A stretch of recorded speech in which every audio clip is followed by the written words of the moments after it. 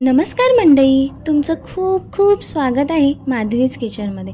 मग आपल्या या नवरात्री सिरीजचा आजचा दिवस आहे 5वा आणि आजचा रंग आहे पांढरा। चला तर मग सुरू करूया। इथे आपण 1.5 वाटी उडदाची डाळ घेऊ।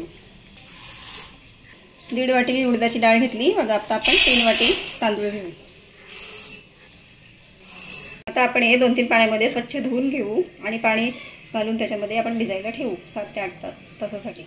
मग हे चांगले असे चोळून धुवायचे। पावडर वगैरे लागली असेल तर ते निघून जाते। असेच 2-3 पाण्यामध्ये आपण आता हे धुवून घेऊ।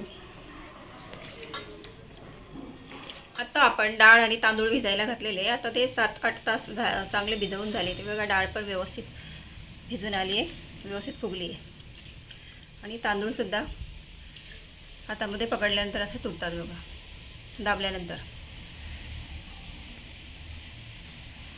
आता हे आपण मिक्सरला बारीक वाटून घेऊ। आता हे आपले डाळ तांदूळ मिक्सरला बारीक वाटून झाले। आता हे आपण एकाच डायरेक्शनमध्ये असे 5-6 मिनिटं फेटून घेऊ आणि गरम जागेवरती, उष्ण जागेवरती असं रात्रभर ठेवू। सकाळी याच्या इडल्या बनवून असं आपण फेटून घेतल्यानंतर याच्यामध्ये हवा भरली जाते आणि त्याच्यामुळे इडली आपली सॉफ्ट होते।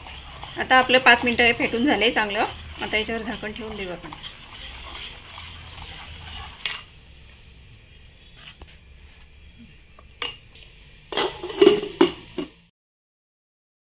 हे बघा, आता आपलं हे छान पीठ फुलून आलं आहे, जाळी पण चांगली आली।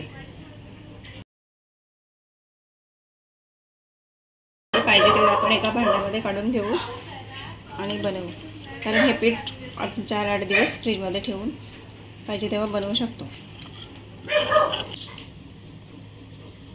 एक चमचा मीठ घालून घेऊ, थोडासा सोडा घालू। आता हे मिक्स करून घेऊ।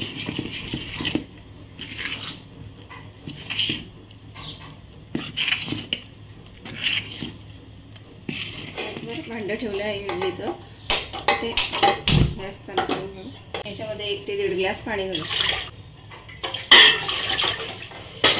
आणि एक लिंबाची फोड टाकू, कारण भांडं काळं नाही पडत। आणि इडलीच्या प्लेटला आपण तेल लावून घेतलंय, याच्यामध्ये पीठ घालून वाफवून घेऊ।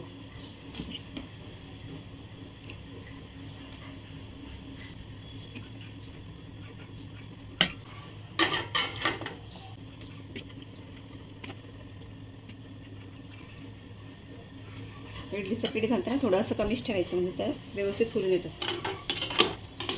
आता याचं झाकण लावून घेऊ आणि 8 ते 10 मिनिटासाठी मोठ्या गॅसवरती वाफवून घेऊ। आता 7 ते 8 मिनिटं झालेत। आपण आता बघू इडली झाली का।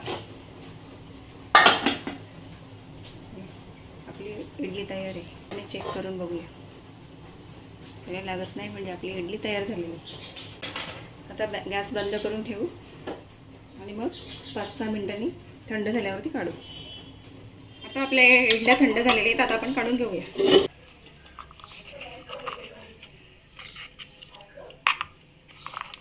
हे बघा, आपल्या इडल्या किती सॉफ्ट आणि मस्त नरम झालेल्या आहेत, पटकन निघतात पण।